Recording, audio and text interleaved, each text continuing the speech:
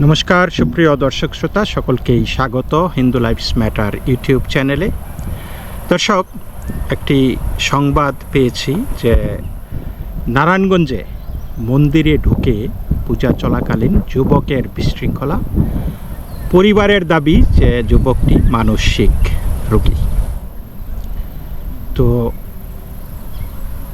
খবরে যা প্রকাশ পেয়েছে আর কি, সেটা হলো বৃহস্পতিবার বেলা 12:30টার দিকে, অর্থাৎ আজকের এই ঘটনাটা। আজকে আপনার 16ই জুলাই এই ঘটনাটা ঘটেছে বেলা 12:30টার দিকে নারায়ণগঞ্জ শহরের সদর মডেল থানার অদূরে নয়ামাটির শ্রী শ্রী দরিদ্র ভাণ্ডার কালী মন্দিরে সেই পূজা চলাকালে ভেতরে ঢুকে বিশৃঙ্খলা করার অভিযোগে এক মুসলিম যুবককে আটক করে পুলিশে দেওয়া হয়। আটক যুবকের নাম ইয়ামিন নাবিল, তার বয়স 26 বছর এবং এই যুবকটি বন্দর উপজেলার হাফেজিবাগ এলাকার নূর মোহাম্মদের ছেলে। মন্দিরের পুরোহিত কমল চক্রবর্তী জানান, দুর্গাপূজার প্রস্তুতির অংশ হিসাবে দুপুরে কাঠামো পূজার আয়োজন করা হয়েছিল। এই সময় ওই যুবক মন্দিরে ঢুকে পূজার জন্য সাজানো সামগ্রী লাথি মেরে ফেলে দেয়। এ সময় মন্দিরের লোকজনকেও লাথি মারেন তিনি। পরে উপস্থিত লোকজন তাকে আটক করে পুলিশে সুপর্দ করে। ঘটনার সময়ের সিসিটিভির ফুটেজও যুবককে মন্দিরে ঢুকে উত্তেজিতভাবে পূজার সামগ্রীতে লাথি মারতে দেখা যায়। মন্দিরে থাকা লোকজন তাকে থামানোর চেষ্টা করলে সেখানে ধস্তাধস্তি হয়। তবে আটক যুবকের বড় ভাই অমিত হাসান বলেছে যে তার ভাই দীর্ঘদিন যাবৎ স্কিজোফ্রেনিয়া নামে মানসিক রোগে আক্রান্ত, তার চিকিৎসা চলতেছে। তো তারা জানায় যে সকালে পরিবারের অগোচরে সে বাসা থেকে বেরিয়ে যায়। খোঁজাখুঁজির এক পর্যায়ে লোকমুখে তারা শুনতে পায় যে তাকে নাকি থানায় নেওয়া হয়েছে। পরে থানায় এসে তারা জানতে পারে যে এই লোকটি মন্দিরে ভাঙচুর করেছে বা জিনিসপত্র ছড়িয়ে ছিটিয়ে ফেলেছে। তো জেলা পুলিশের অতিরিক্ত পুলিশ সুপার অপারেশন এবং অপরাধ তারেক আল মেহেদি বলেন, আটক যুবক মন্দিরে প্রবেশ করে হিন্দু সম্প্রদায়ের পূজার স্বাভাবিক কাজে বিঘ্ন সৃষ্টি করে এবং পূজার আনুষঙ্গিক সরঞ্জামাদি ফুল ফল লাথি মেরে ফেলে দেয়।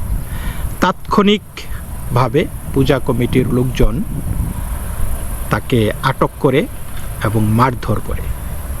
তিনি বলেন, শরীরে জখম অবস্থায় তাকে পুলিশ হেফাজতে নেওয়া হয়। বর্তমানে সে থানা হেফাজতে আছে।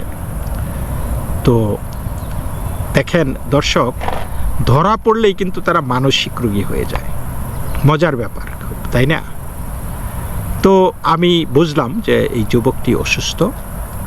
স্কিজোফ্রেনিয়া একটা মারাত্মক একটা রোগ, মনোরোগ আর কি। এবং তার আমার সিম্প্যাথি আছে তার প্রতি, কারণ রোগী তো রোগী, অসুস্থ মানুষ অসুস্থ, পাগল মানুষ পাগল।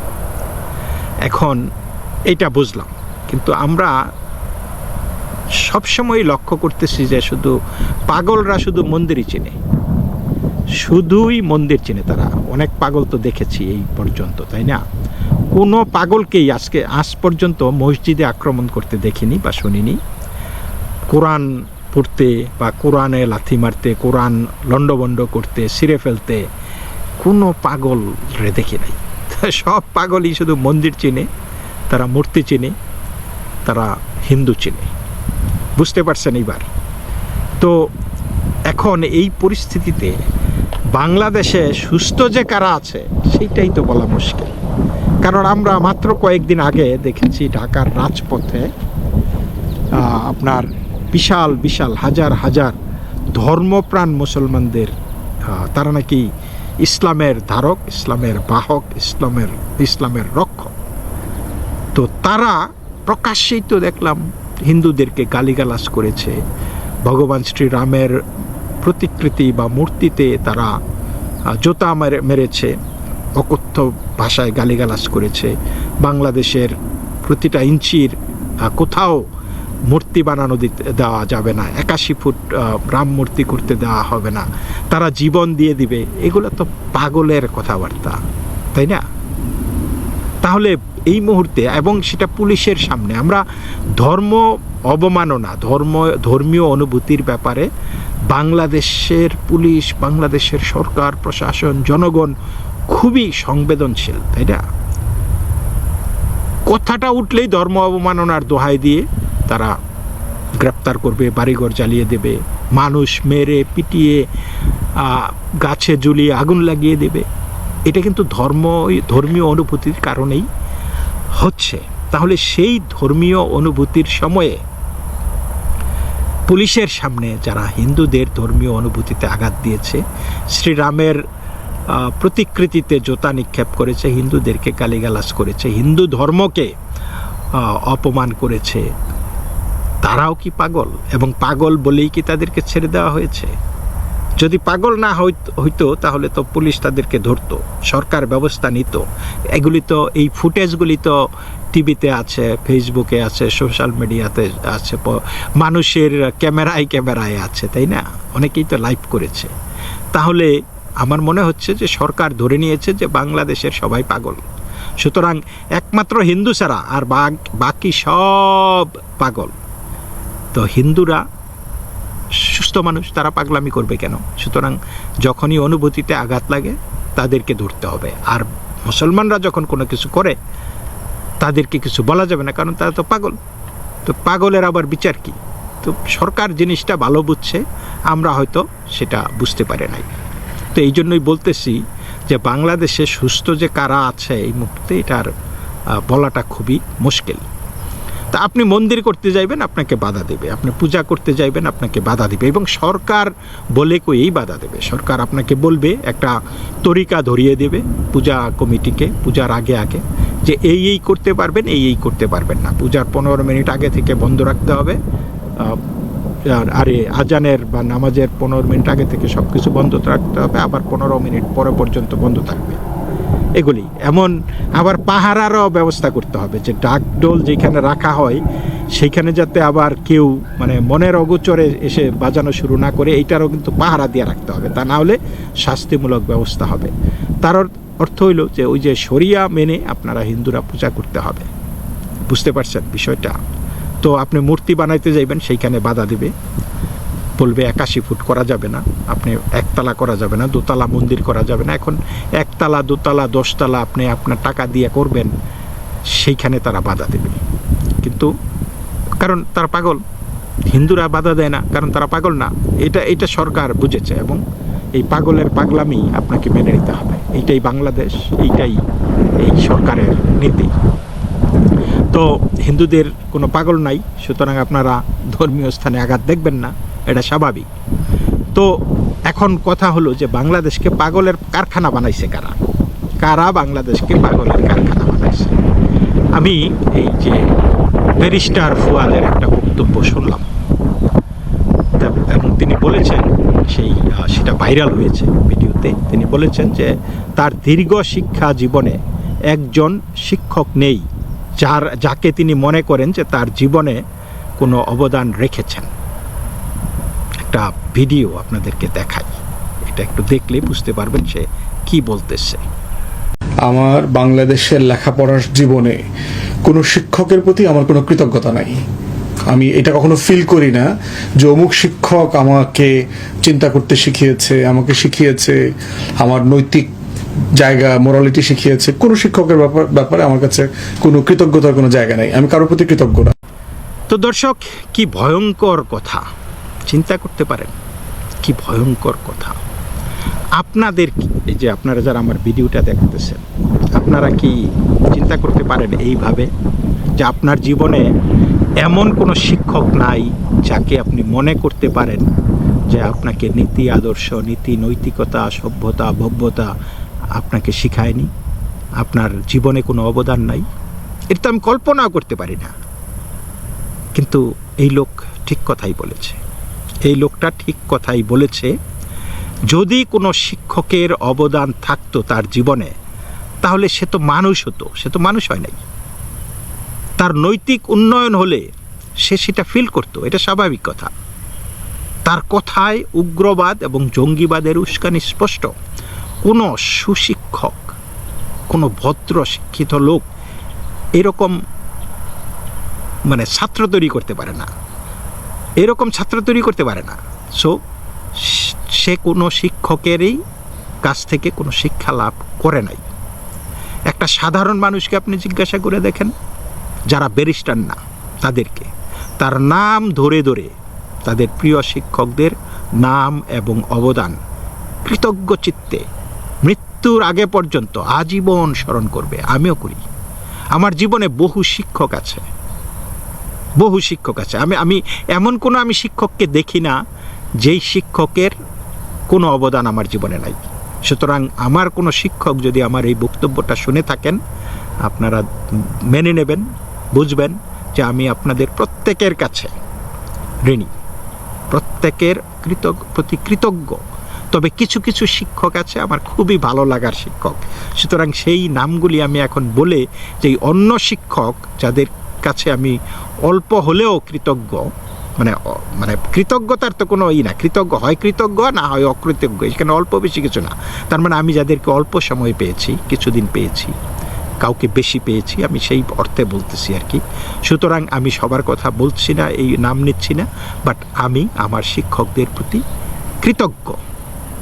এবং সেই লোক, শিক্ষকরা কিন্তু শিক্ষা দিয়েছি ঠিকই, সে ছাত্র শিখে নাই, ছাত্র শিখে নাই। এখন আপনাকে আমি যদি বলি যে এই লোকের দিয়ে তো কাজ হবে না, এই লোক তো সাধারণ বাংলায় কথা কইতে পারে না, আমাকে অনেকেই বলে যে আমি নাকি বাংলায় কথা বলতে পারি না। এখন আমার বক্তব্য হলো, আমি বলেছি উনি বুঝে নাই। এখন আপনি যদি বাংলায় কথা না বলতে পারেন, বা আপনি একটা সাধারণ জিনিস যদি পড়তে না পারেন, এটার মার্থ বুঝতে না পারেন, এবং আপনাকে যদি বলা হয় যে ভাই আপনি তো বাংলায় পড়তে পারেন, আপনি কি কইবেন? তখন সে যদি বলে যে না আমি পড়ছি ঠিকই, উনি বুঝে নাই। তো সেই রকম এই শিক্ষক ঠিকই পড়িয়েছেন, কিন্তু ফুয়াদ সেটা বোঝে নাই। কারণ আমি শিক্ষকের বদনাম এখানে করব না, শিক্ষকরা শিক্ষকরা শিক্ষা দেয়, কিন্তু এই ফুয়াদ সেটা বোঝে নাই। তার কথা শুনলে আলো এবং অন্ধকারের ফারাকটা স্পষ্ট বোঝা যায়, সুর এবং অসুরের তফাৎটা স্পষ্ট বোঝা যায়। এই যে মানে তার কপালে যে মানচিত্র নিয়ে ঘুরতেছে লোকটা, এটাকে দেখলেই জঙ্গি মনে হয়। আপনাদের কি মনে হয় না? ফুয়াদ তার ক্লাসরুমে নিশ্চিতভাবেই সে একজন গোয়ার ছিল, জঙ্গি মনস্ক ছিল। সে ক্লাসে পড়াশোনা না শিখে যেই বাড়িতে অন্তত যেগুলো শিখেছে, হিন্দু বিদ্বেষ, কীভাবে উগ্র জঙ্গি ধর্মান্ধ হওয়া যায়, সেগুলি সবসময় নিয়ে বাড়িতে মানে ক্লাসে এসেছে, স্কুলে এসেছে। আবার সেইগুলি তার সারাক্ষণ তার মনের ভিতরে ছিল, এবং সেইগুলো নিয়ে আবার বাড়িতে গেছে। স্কুলে কি শিখেছে না শিখেছে এগুলি নিয়ে সে বাড়িতে যায়নি, এবং এটা তার আচরণে খুব স্পষ্ট। এখন তার বক্তৃতা শুনলে মানুষের রক্ত গরম হবেই। বিশেষ করে সবার মানে মনের কন্ট্রোল কিন্তু একরকম না, সবার পাওয়ারটা একরকম না। এই যে আপনি যাদেরকে স্কিজোফ্রেনিক বলছেন, পাগলা বলছেন, মানসিক রোগী বলছেন, রোগ জিনিসটা কি? আপনার মন আমার মনের মতোই কি? আপনার মন শক্ত হলে আমার মন দুর্বল হতে পারে, আমার মন শক্ত হলে আপনার দুর্বল হতে পারে। মানে আমরা একজন আরেকজনের মতো নই, তাই না? তো সেই রকম যাদের মানসিকতা, মনটা সফট, সংবেদনশীল, এদেরকে উস্কানি দেওয়া খুব সহজ, এদেরকে ব্যবহার করা খুব সহজ। আপনি এই যে দেখেন যে এই বাচ্চা কাচ্চারা পোলাপানগুলি মাদ্রাসায় পড়ে, ছোটবেলা থেকে তাদেরকে কি শিক্ষা দেওয়া হচ্ছে? অনর্গল। তারা জাতীয় সঙ্গীতও গাইতে চায় না, কারণ এটা নাকি শিরক। এদেরকে শিক্ষা দেয়, এদেরকে শিক্ষা দেওয়া হয় হিন্দুরা মানুষ না, হিন্দুরা জীবজন্তুর চাইতেও জঘন্য। এদেরকে মানে এইগুলি তো শিক্ষা দেয় তারা। তাহলে এই ফুয়াদরা এইরকম শিক্ষা পেয়ে এগুলি কেউ ঘরে শিক্ষা দেয়, আবার কেউ মাদ্রাসায় শিক্ষা দেয়। এইভাবেই তারা শিক্ষিত, তারা বই পড়তে পারে। দেখেন ঢাকা বিশ্ববিদ্যালয়ের কি অবস্থা, যেখানে জ্ঞান চর্চা হতো, মুক্ত বুদ্ধির চর্চা হতো। বাংলাদেশের বড় বড় আন্দোলনগুলি এই বিশ্ববিদ্যালয় থেকে হয়েছে, এবং এইবারও হয়েছে। জুলাই জঙ্গিপনাও হয়েছে বিশ্ববিদ্যালয় থেকেই। কিন্তু সেই পূর্বের আন্দোলন আর এই জুলাই জঙ্গিপনার মধ্যে পার্থক্য আপনারা দেখেন না, কারণ এই ঢাকা বিশ্ববিদ্যালয় এখন উচ্চতর মাদ্রাসা হয়ে গেছে। এই মাদ্রাসার জঙ্গিরা এসে এইখানে ঢুকে পড়েছে, যদিও শেখ হাসিনার দায় দায়িত্ব আছে এইখানে। তো তারা আজকে ঢাকা বিশ্ববিদ্যালয়কে মাদ্রাসা বানিয়ে ফেলেছে, এবং মাদ্রাসার কুফল এই যে জুলাই জঙ্গিপনা হবে না কি হবে। এবং এই আজকে এই ফুয়াদরাও কিন্তু সেই রকমই প্রোডাক্ট। আপনি দেখেন সারা দেশে কি হচ্ছে। তো এই যে এইগুলি ধর্মের জিগির তুলে, হিন্দু বিদ্বেষী জিগির তুলে এগুলি করে করে যারা নাকি সরল মনা, যাদের মনটা খুব সফট, তারা কিন্তু দিকভ্রান্ত হয়ে যায়। তারা ভালো মন্দ বুঝতে পারে না, অনেকেই বুঝতে পারে না, এবং দে অ্যাক্ট অন ইট। এই ক্রোধ, এই ঘৃণা, এই বিদ্বেষ, হ্যাঁ, এই হটকারিতা, এগুলি কিন্তু এই ভায়োলেন্সের ডাক, দে অ্যাক্ট অন ইট। তো এই ছেলেটা, সে কিন্তু মসজিদ চিনে নাই, সে কিন্তু মন্দির ঠিকই চিনছে। এর আগে আমরা দেখেছি সেই কুমিল্লার নানুয়াদিঘিতে সেই গদা ইকবালের ঘটনা, সেও কিন্তু মসজিদ থেকে এসে মন্দিরে অঘটন ঘটিয়েছে। সে কি মসজিদে অঘটন ঘটাইতে পারতো না? সেই কোরআনটা মন্দিরেই তো কিছু করতে পারতো, সেটা না। সেই কোরআনটার মানে মন্দিরে এনে কিছু করতে হবে তাকে। এই যে শিক্ষাটা, এটা হয়তো সে জানেও না শিখে, বিকজ মানে কি করতেছিল, বাট সে করেছে উস্কানির কারণে। এবং বাংলাদেশে অনবরত এই উস্কানিগুলি চলতেছে, এবং এই ফুয়াদরা হয়েছে সেই উস্কানিদাতা। তো এদেরকে যদি খোয়ারে না নেওয়া হয়, এদেরকে যদি খোয়ারে গারদে না নেওয়া হয়, মানে এগুলি তো বদ্ধ পাগল, এগুলি বড় বেশি পাগলের মাস্টার মাইন্ড। এই বড় পাগলদেরকে যদি আপনি না নিয়ে যান, তাহলে ছোট পাগলরা তো করবেই, এবং বাংলাদেশের অবস্থা খুবই ভয়াবহ থেকে ভয়াবহতর হতে থাকবে। তো দর্শক, ভালো থাকবেন, নমস্কার।